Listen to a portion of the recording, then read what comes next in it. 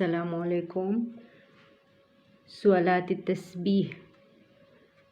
تسبیح کی فضیلت۔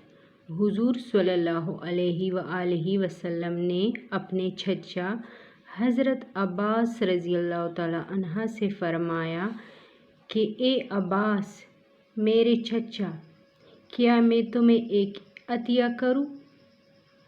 پھر آپ نے صلاۃ تسبیح کی تعلیم فرمائی اور ارشاد فرمایا کہ روزانہ 1 مرتبہ اس نماز کو پڑھ لیا کرو، یہ نہ ہو سکے تو ہر جمعہ کو 1 مرتبہ، یہ بھی نہ ہو سکے تو ہر مہینہ میں 1 مرتبہ، یہ بھی نہ ہو سکے تو پھر سال میں 1 مرتبہ پڑھ لیا کرو، یہ بھی نہ ہو سکے تو عمر بھر میں 1 مرتبہ تو پڑھ لو۔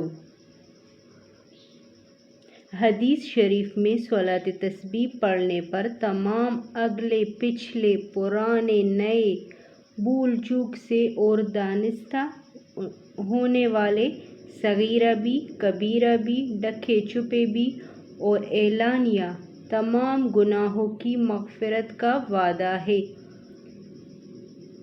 حضرت ابو زاہد رحمۃ اللہ علیہ فرماتے ہیں، غموں اور مصیبتوں کے وقت میں نے صلاۃ تسبیح سے بڑھ کر کوئی عمل نہیں دیکھا، یعنی اس کے پڑھنے سے غم، رنج اور مصیبتیں دور ہو جاتی ہیں۔